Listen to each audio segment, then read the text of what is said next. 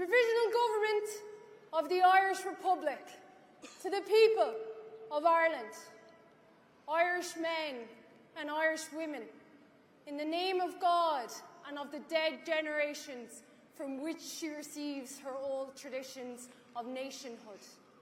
Ireland, through us, summons her children to the flag and strikes for her freedom, having organised and trained her manhood through her secret revolutionary organisations, the Irish Republican Brotherhood, and through her open military organisations, the Irish Volunteers and the Irish Citizens' Army, having patiently perfected her discipline, having resolutely waited for the right moment to reveal herself, she now seizes that moment, and supported by her exiled children in America and by gallant allies in Europe, but relying in the first on her own strength, she strikes in full confidence of victory.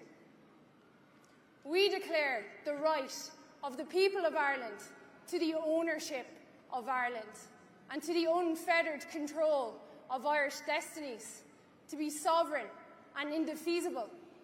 The long usurpation of that right by a foreign people and government has not extinguished that right, nor can it ever be extinguished except by the destruction of the Irish people. In every generation, the Irish people have asserted their right to national freedom and sovereignty. 6 times during the past 300 years, they have asserted it in arms, standing on that fundamental right, and again asserting it in arms in the face of the world. We hereby proclaim the Irish Republic as a sovereign, independent state, and we pledge our lives and the lives of our comrades in arms to the cause of its freedom, of its welfare, and of its exaltation among the nations. The Irish Republic is entitled to, and hereby claims, the allegiance of every Irish man and Irish woman.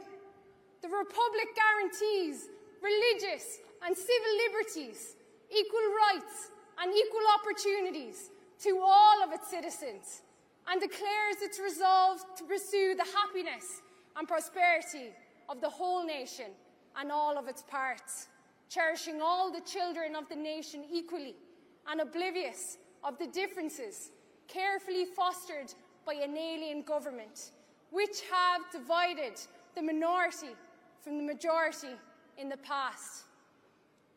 Until our arms have brought the opportune moment for the establishment of a permanent national government, representatives of the whole people of Ireland, and elected by the suffrages of all our men and women, the Provisional Government, hereby constituted, will administer the civil and military affairs of the Republic in trust for the people.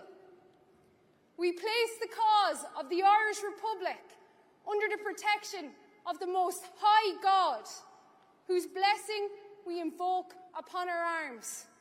And we pray that no one who serves that cause will dishonour it by cowardice, inhumanity or rapine. In this supreme hour, the Irish nation must, by its valour and discipline, and by the readiness of its children to sacrifice themselves for the common good, prove itself worthy of the august destiny to which it is called. Sign on behalf of the Provisional Government, Thomas J.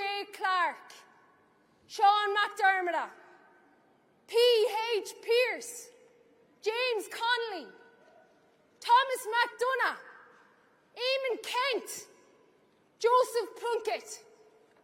I now invite the President to lay a wreath on behalf of the people of Ireland in honour of all those who died.